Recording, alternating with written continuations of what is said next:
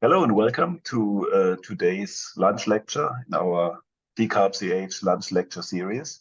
My name is Gianfranco Guidati, and I'm really happy to welcome today a speaker from another country. You come from Brazil, you told me before, but now you're working in the UK at the London South Bank University.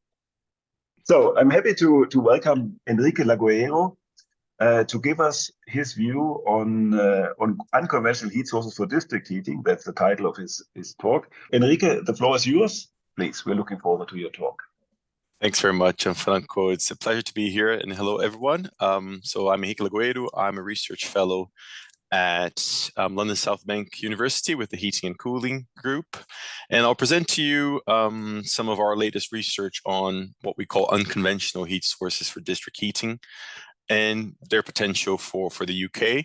So this covers some not so unconventional, but some not quite novel heat sources as well, and hopefully you'll find the talk interesting. To begin with a little bit of context, which I think not only relates to the UK, but also other countries, including Switzerland. So in the UK, in particular, we have a huge challenge to decarbonize heat to meet our climate goals. 85% of British homes are actually heated with natural gas, and heating is a massive energy use. It accounts for half of the energy consumption in the UK. So this combination of a heavy energy user with reliance on natural gas means that roughly a third of carbon emissions are associated with heating in the UK. And the UK has been quite successful in decarbonizing its electricity grid. This week, the UK actually shut down its last coal power plant. And if you look recently, so from 2013 to 2020, the carbon intensity of the grid fell by 66%. So we have a massive opportunity to electrify, but there are also significant challenges in doing so.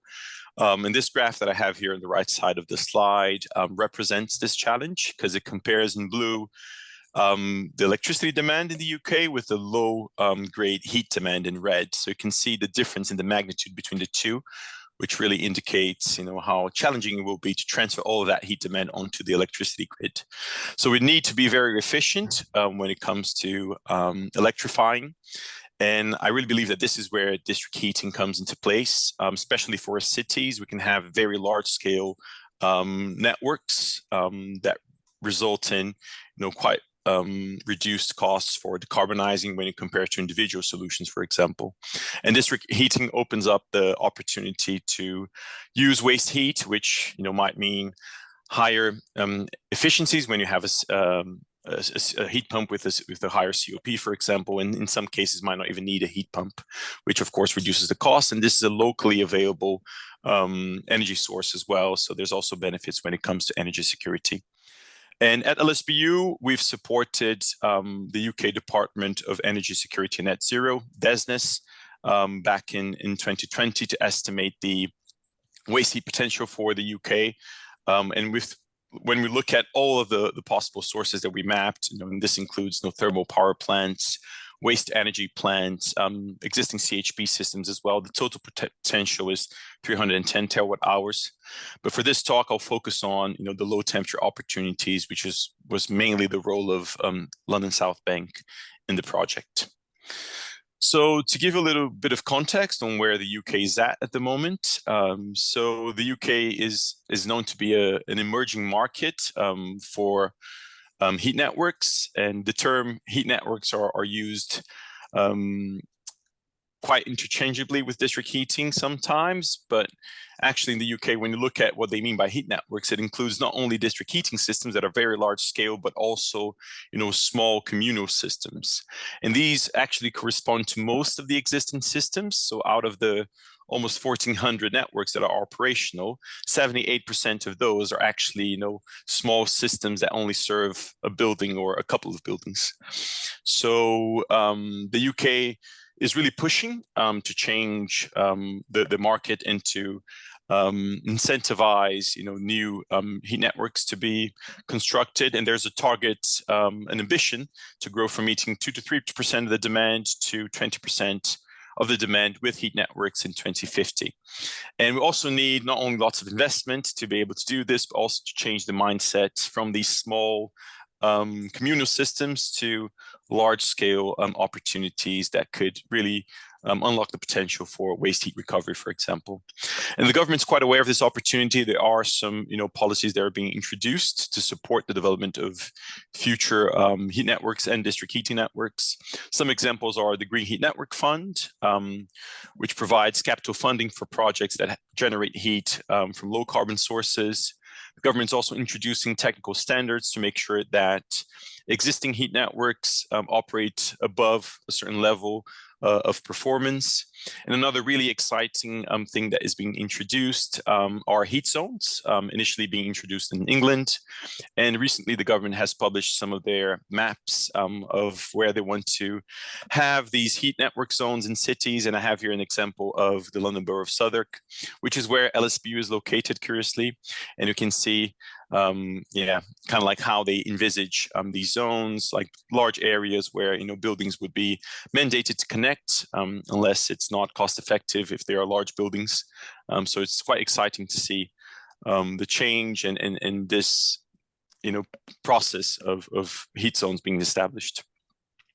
And not only on the policy side, I think the opportunity for waste heat and district heating nowadays is really relevant from a technology standpoint as well. So the historical trend of development in district heating technologies has been towards lower operating temperatures, and also now electrification with the need to reduce our carbon emissions.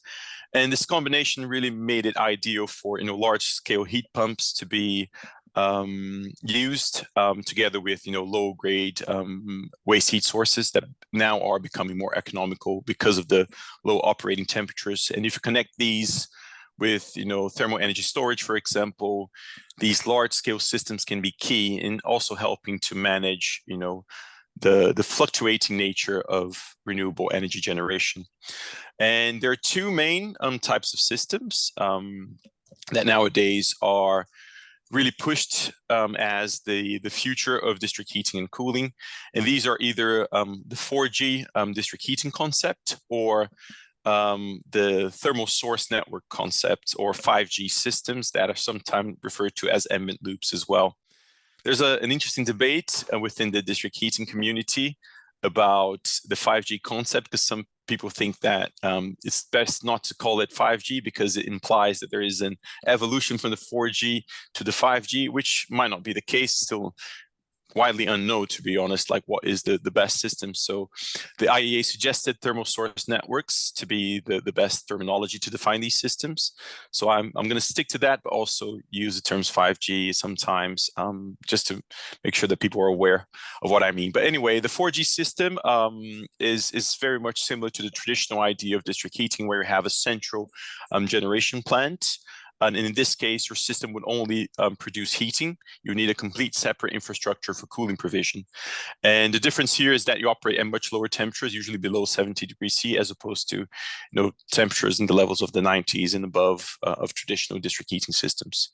As for the TSN concept, operating at much lower temperatures at an ambient level from 15 to 25 degrees C. In this case, the idea is that you have the same infrastructure for the provision of both heating and cooling. And in this case, you would have heat pumps located at the building level, so that you can meet the required temperature level for different buildings. Anyway, this is the difference mainly between these two concepts. And it's really interesting to see that their application might depend on what demand you have, but also on what heat source you have. And hopefully I'll share a little bit on the heat sources today, so that you can see some of the thinking that we've been having around how these two concepts impact your opportunities for heat recovery. And lots of the work that I'll be talking about today relates to the LOTNET project. So this is a project funded by the Engineering and Physical Sciences Research Council from the UK. And as part of this project, which is aimed at looking how you can develop new low temperature networks and the technologies that go with it, the role of LSBU in the project has really been focused on understanding the potential for low-grade waste heat sources, unconventional waste heat sources, not always low-grade. But we've tried asking ourselves some of the big questions as part of that project, with the UK government as well, such as, what is the size of these different heat sources, where are they located, how can you capture this waste heat, and what is the benefit in doing so from a cost and a carbon perspective, and how can we actually compare these different heat sources. I think we know sometimes that the heat's being produced, that there is an opportunity, but what does it actually mean when you start, quantifying them and analyzing how they can be then integrated to these new 4G systems and TSNs. So I'll go through the heat sources that we've covered in our work, not in any particular order, just the order that helps with the narrative. But hopefully you'll be able to see some of the differences that we've researched and found out about these different sources. So the first one that I wanted to talk about is wastewater treatment plants, which is actually quite widely known. There are some applications in Europe, especially, of these types of systems. And they're really interesting to meet, base loads, because this is a very large, and stable heat source in the level of the tens of megawatts. In the UK, for example, we looked at, around 1,900 treatment plants that serve more than 2,000 people. And typical effluent temperatures are quite constant, from 20 to 25 degrees C. That's the data for London, but it doesn't vary that much from when you look at other parts in the country, even colder parts in Scotland as well. And that is mainly due to the fact that we use lots of hot water in our buildings. And you can see the map that we have here on the right-hand side, that we looked at all the locations and is spread across the country. And we tried to quantify the potential by looking at different heat extraction rates. So how much can you cool down the effluent by? And what would be the potential that you would get by, getting that heat extraction rate, which is shown here on this graph to the left-hand side as well. And we estimated 22.5 terawatt hours if you extract 5K from the effluent. And it was interesting to see that actually 64% of this heat is in urban areas, so in areas where you would like to, develop a district heating and cooling system. So it's quite promising. And we also looked at a case study of recovering waste heat from the Beckton treatment plant, which is the biggest in Europe and is located in London. And we calculated some levelized cost of a system that would have 8 megawatts in capacity. And the level was around, £70 per megawatt hour, which is a pretty good cost compared to how much you can get, for gas, and much lower than, what you get with air source heat pumps. And our idea was to look at, what sort of system you would have in place. And particularly for treatment plants, 4G systems seem to be better suited because you can get very low temperatures. And if you had like a 5G system with, a plate heat exchanger without a central heat pump, you might end up having very low temperatures on the network, which might, cause issues associated with very high flow rates that you might need to recover significant amounts of heat. And also you might have issues with, really cold temperatures and risk of freezing as well.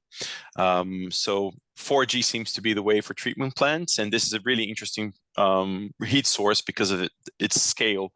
And really the potential. I think it's ideal for, the base load of future networks. And now moving on to one that I believe sits on the complete opposite side of the spectrum when it comes to heat sources, which are crematoria. So in this case, it's very small, the potential. So the UK has 314 crematoria in operation. And the total heat that we estimated for these is 280 gigawatt hours. So around 0.3 terawatt hours compared to the 22.5 that we saw for treatment plants. But in this case, the temperature is high, and that means, low cost of heat. It's interesting because, we might make different uses for this heat, but because the potential is so small as well. And sometimes if you have a district heating system nearby, why not connect? And when we started looking at this, it was really interesting for me to see that cremation is actually the most popular post-funeral rite in the UK. It corresponds for 78% of deaths. And cremation used to be one of the leading causes of mercury emissions, and all crematoria in the UK were required to fit flue gas treatment equipment. And the treatment process requires the flue gas to be cooled from over 800 degrees C to around 150. So there's a massive opportunity there for heat recovery, and this heat is currently just being wasted. And we looked at some of the equipment specs, water temperatures leaving the flue gas cooler from 80 to 90 degrees C, which could be quite interesting for district heating. And we even looked at a case study as part of the LotNet project with Warwick University, one of our partners. They have in their campus a district heating network, and there's a crematorium that's 1 kilometer away. And we looked at, what would be the benefit of connecting. And as we expected, a much smaller source, you would actually only be able to meet 1.5% of the annual demand with the heat from the crematorium. But because of its high grade, if you link it with, thermal storage, it can actually reduce the peak gas usage for the entire campus by 33%. So I think this shows how different heat sources have different merits. And in this case, it's quite small, but if you have, a system in close proximity to a crematorium, why not connect? It can really help with some of the peak demands as well. Another heat source that's slightly unconventional that we looked at is electrical transformers at substations. So these are used to step up and down voltages for the transmission and distribution of electricity. We looked at 1,400 sites in the UK, providing 4.3 terawatt hours. So the potential is much higher than, for crematoria. And it was interesting to see the variation in temperatures. So you can get temperatures varying from 20 to 70 degrees C, and it really depends on the loading that the transformer is subject to. And we looked at some concepts of how we could recover the heat. We looked at, some transformers that are usually enclosed. They might be underground, so there might be opportunities to use hot air that is being heated from the transformer cooling system and have air source heat pumps, for example. But you also have some transformers where you have traditionally, as you can see here in the figure, the oil that cools the transformer then connected to a water loop for heat dissipation. And that could be really interesting, as a connection to, a heat pump. And we looked at this concept to try and estimate what would be the costs of developing a system like this. We looked at a case study in central London where there was an existing heat network nearby delivering heat at 75 degrees C. So we estimated what would be the COP of the heat pump in that case. A seasonal COP of 3.4 was achieved for that 4G system. Actually, it's higher than 4G, even the temperature. But if you had a 4G system, you could get even higher COPs, for example. With a 5G, perhaps you might not even need a heat pump. So this is a heat source because of its variability. It is quite flexible in terms of connecting to either, a thermal source network or 5G or a 4G system. And we also looked at levelized costs, trying to estimate, how much you would get out of this. And in this case, it's not that big of a source, so your levelized costs tend to be a bit higher. In our case, we looked at around 108 to 120 pounds per megawatt hour, which, as you can see here on the left-hand side, is much lower than what you would get for air source heat pumps, although a bit higher than gas boilers, but still a significant benefit that can be achieved. And in this case, things that are critical that we found out is first like a match between the heat generation and the demand. So when you have these variable heat sources, it's really important to try and maximize how much heat you can get out of this as possible to reduce the levelized costs, because you have the equipment there installed, you want to maximize it. And another thing that was really key was just the linear heat densities as well. So if you have densely populated areas, you want to maximize your network in terms of its capacity, so you can deliver as much heat as possible and reduce levelized costs as well. And this was really key in the analysis that we did, because we looked at connecting to different buildings, and when we had higher linear densities, the cost was of course reduced as well. So just things that we expected, but it's always interesting to see that being reinforced. And another thing associated with this heat source that we are currently looking at is the additional benefit of cooling.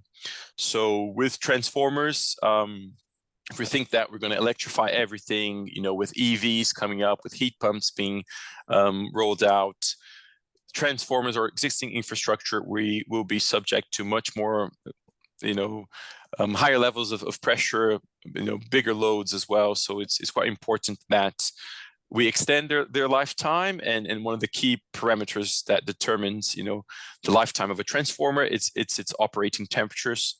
So if you can cool them down while recovering the heat, there might be an additional benefit there. And we're trying at the moment to investigate what this benefit is, which could be quite interesting. And I think when it comes to waste heat, because gas is so cheap, sometimes it's hard to be competitive. So we really need to think about all of these other benefits that can be achieved with these systems. And this is something that we did for underground railways. So this is another heat source that we looked into, particularly focused on the London Underground.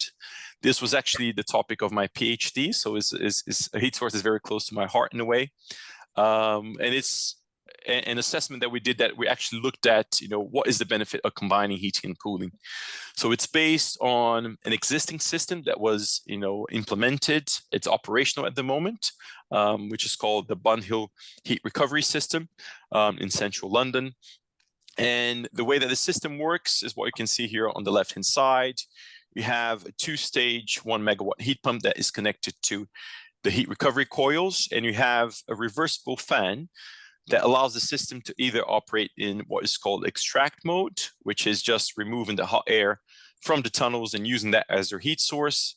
But during the summer, for example, you can actually change the direction of the fan. So you operate in supply, and in that case, you recover the heat from ambient air, you cool it down, and you can also provide some cooling to the underground tunnels. So this is a really interesting way of exploiting this bivalency that you can get with heat pumps of both heating and cooling.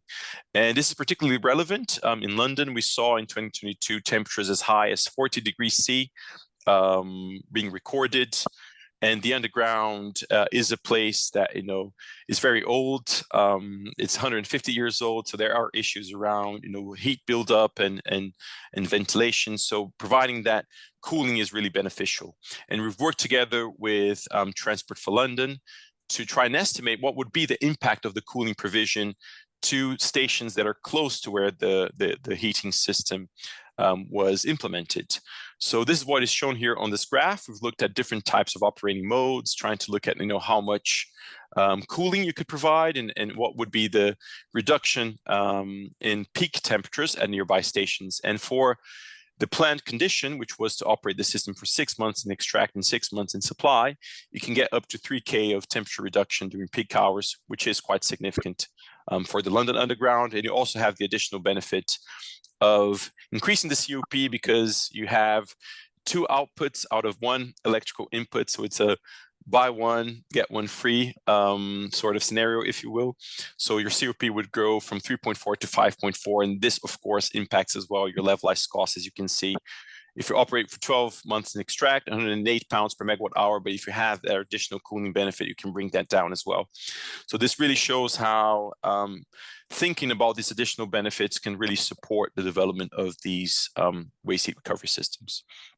And just to talk a little bit more about this, just so you know where it is. So this is a screenshot of the London Underground map, and the system was installed at a ventilation shaft that is between the stations of Angel and Node Street. So this is where it's located, Bun Hill 2, as you can see here on the map.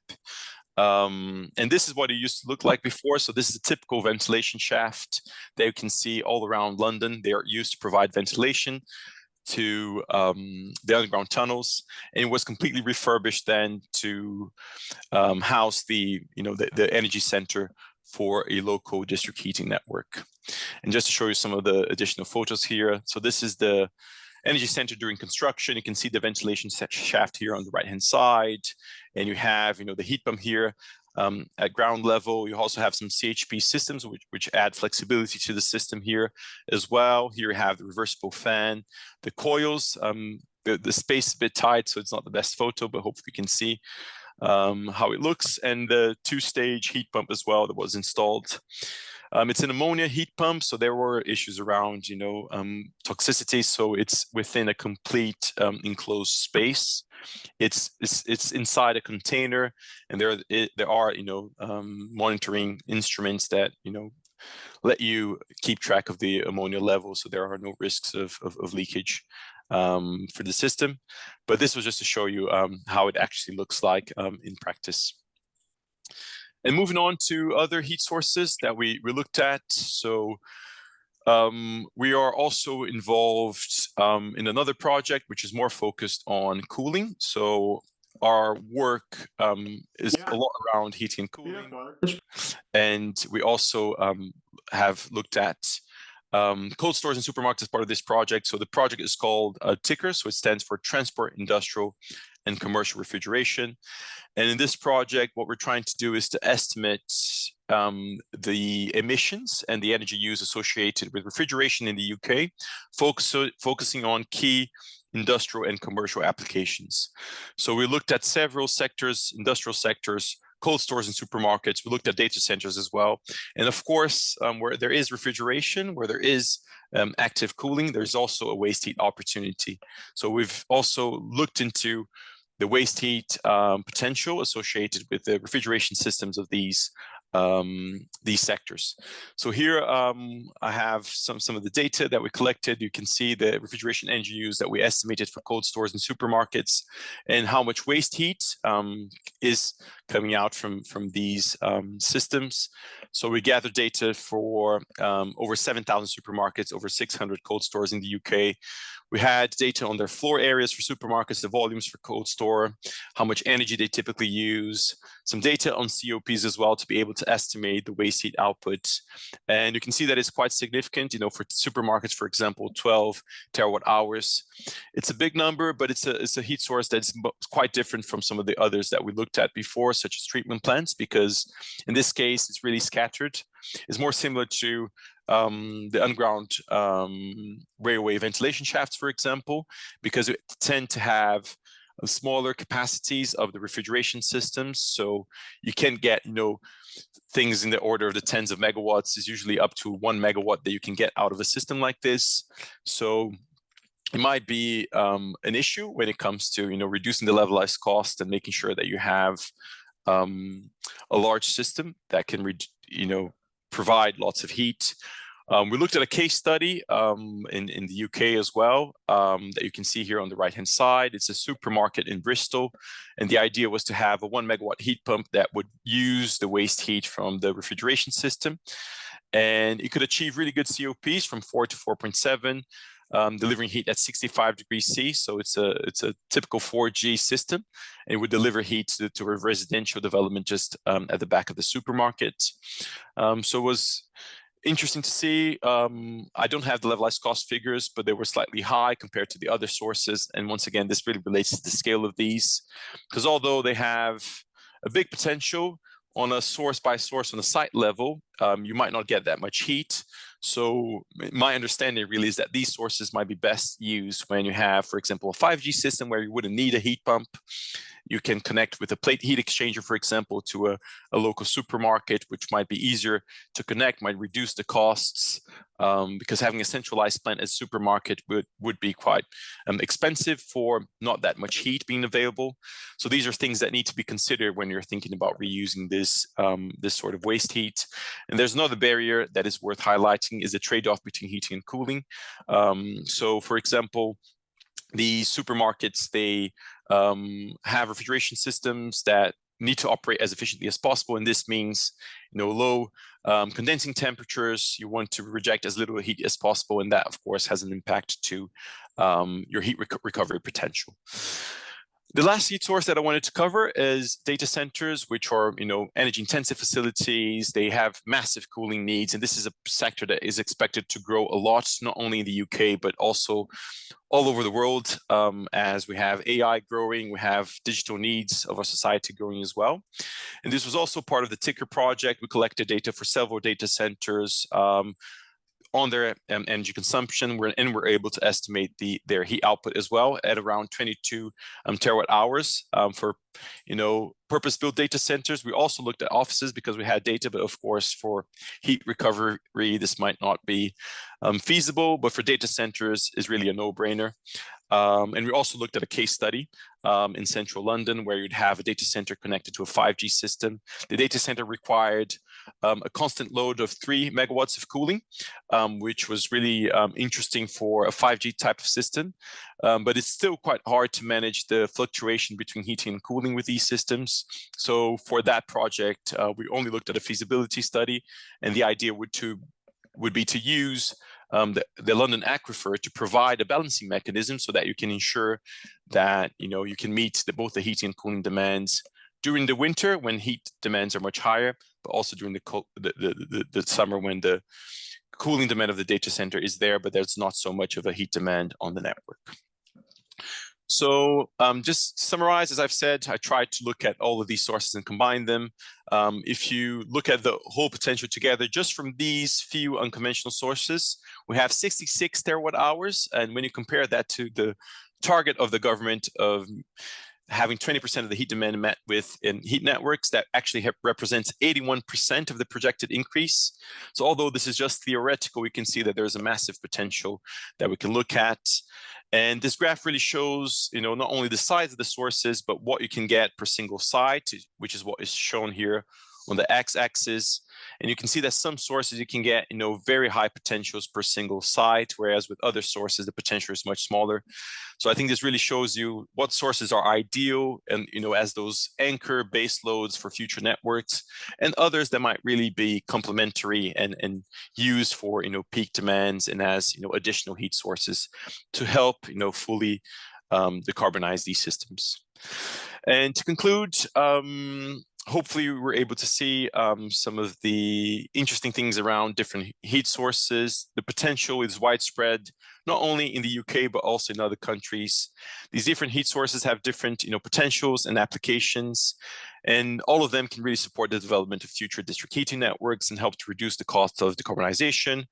One thing that's really needed and clear is that we should be exploring other benefits such as heating and cooling and the combination, but also wider impacts associated with the stress on the grids that can be reduced by exploiting waste heat, pollution. There are other things that need to be considered to really unlock this potential. And we need to overcome challenges as well with the difference in price between electricity and gas.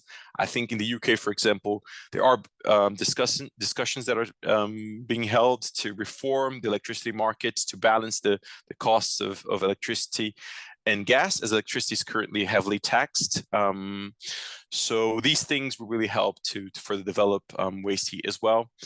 And we need to overcome uncertainty to investors, and things like zoning is really critical, because then you have buildings that are mandated to connect, you map the heat sources, you have a different level of coordination that can really support making these investments less risky.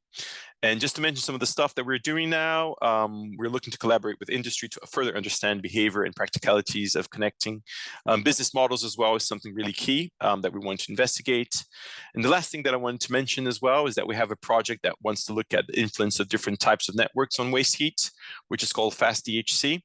And the idea here is really to develop a tool that can allow users to then compare, okay, if I have a certain heat source, if I have certain demands, what type of network is the best for my situation? Is it a 4G? Is it a thermal source network? And how do these compare to individual sources? And we're really looking to support several end users, but mostly municipalities that are starting the journey of implementing district heating in their locations. Anyway, this is all that I had to share, but hopefully this was interesting. Yes, it definitely was. Appreciated a lot your talk.